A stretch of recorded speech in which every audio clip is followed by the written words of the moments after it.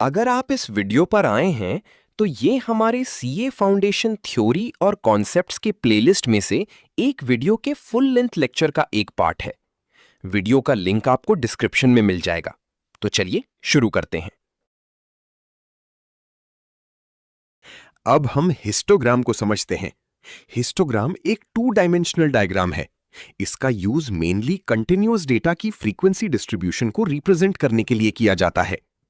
Histogram में class intervals को x axis पर लिया जाता है और फ्रीक्वेंसीज को वाई एक्सिस पर रिप्रेजेंट किया जाता है।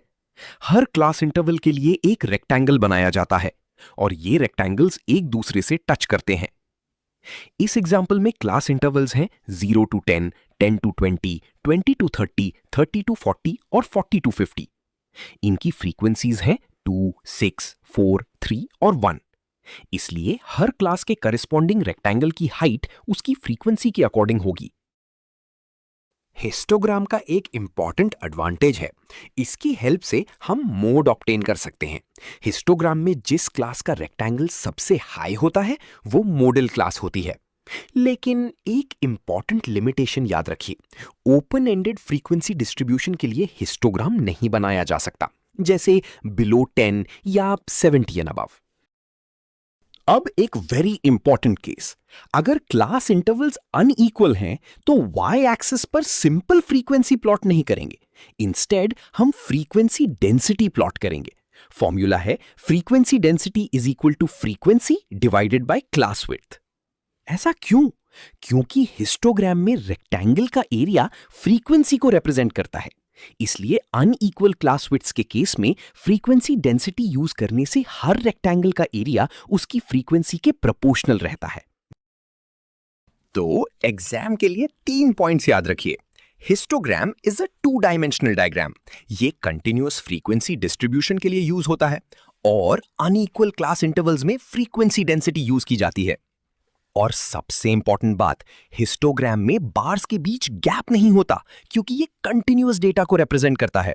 इसी वजह से हिस्टोग्राम सिंपल बार डायग्राम से डिफरेंट होता है।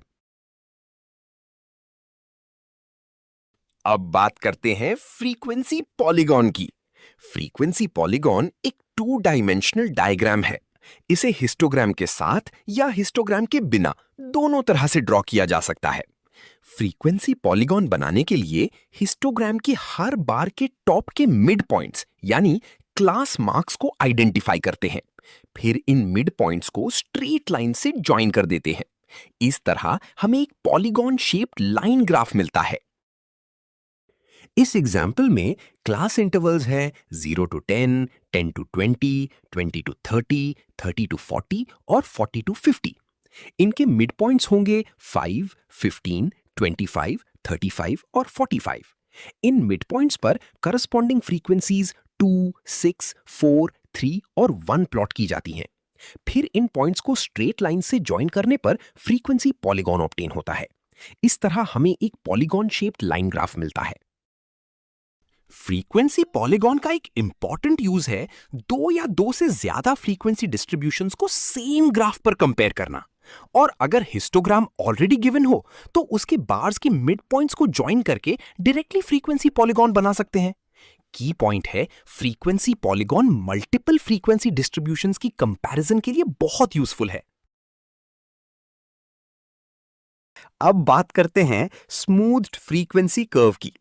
फ्रीक्वेंसी कर्व हिस्टोग्राम या फ्रीक्वेंसी पॉलीगॉन का लिमिटिंग फॉर्म होता है। फ्रीक्वेंसी कर्व बनाने के लिए पहले हिस्टोग्राम ड्रॉ करना एडवाइजेबल है। उसके बाद हिस्टोग्राम के बार्स के मिड पॉइंट्स को ज्वाइन करके फ्रीक्वेंसी पॉलीगॉन बनाते हैं। फाइनली इस पॉलीगॉन की स्ट्रेट लाइंस को स्मूथ कर्व में कन्वर्ट कर देते हैं। Frequency curves smooth free hand curves होती हैं जो किसी डेटा सेट की डिस्ट्रीब्यूशन को रिप्रेजेंट करती हैं। ये हमें डेटा का जनरल पैटर्न और शेप समझने में हेल्प करती हैं। फ्रीक्वेंसी कर्व्स के कुछ कॉमन टाइप्स हैं, J shaped curve, U shaped curve, bell shaped curve या नॉर्मल कर्व और लास्ट है मिक्स्ड कर्व या bimodal curve. J shaped curve में कर्व पहले हाई लेवल से स्टार्ट होता है, फिर ग्रेजुअली नीचे आकर मिनिमम पॉइंट पर पहुंचता है। उसके बाद कर्व स्टेडिली राइज करता है। इससे पता चलता है कि ज्यादा वैल्यूज हायर एंड पर कॉन्सेंट्रेटेड हैं। यू शेप्ड कर्व में फ्रीक्वेंसी दोनों एंड्स पर हाई होती है और मिडिल में लो होती है, यानी ऑब्जर्वेशंस लोअर और हायर एंड्स पर ज्यादा कॉन्सेंट्रेटेड होते हैं।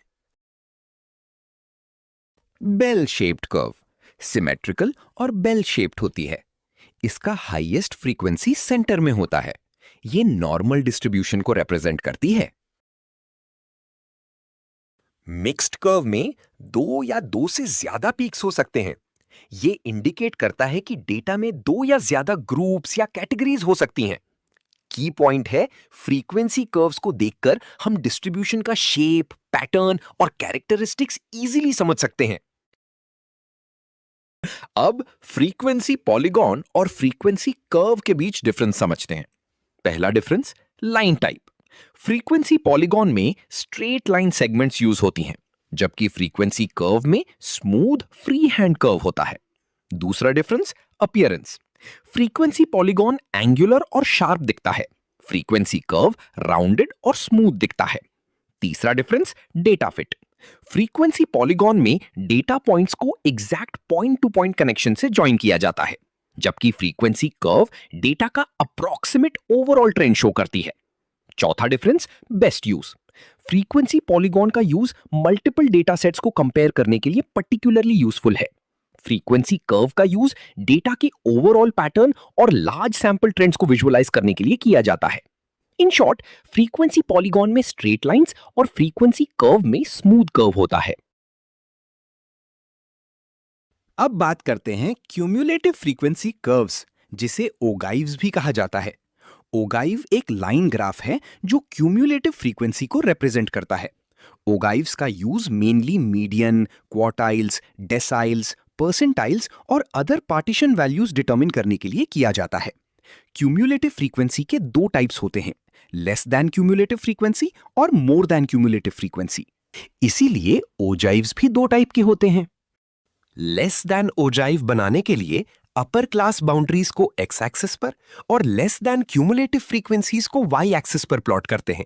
फिर इन पॉइंट्स को स्मूथ कर्व से ज्वाइन कर देते हैं। सिमिलरली, मोर देन ओजाइव बनाने के लिए लोअर क्लास बाउंड्रीज को एक्स एक्सिस पर और मोर देन क्यूमुलेटिव फ्रीक्वेंसीज को वाई एक्सिस पर प्लॉट करते हैं। इन पॉइंट्स को भी स्मूथ कर्व से ज्वाइन करते हैं। अब अगर हम लेस देन ओजाइव और मोर देन ओजाइव दोनों को सेम ग्राफ पर ड्रॉ करें तो दोनों कर्व्स एक पॉइंट पर इंटरसेक्ट करती हैं। ये फ्रीक्वेंसी डिस्ट्रीब्यूशन का मीडियन होता है। इस एग्जांपल में दोनों ओजाइव्स का इंटरसेक्शन पॉइंट P है। की पॉइंट है, लेस देन और मोर देन ओजाइव्स का इंटरसेक्शन पॉइंट डिस्ट्रीब्यूशन का मीडियन डिटरमिन करने में हेल्प करता है।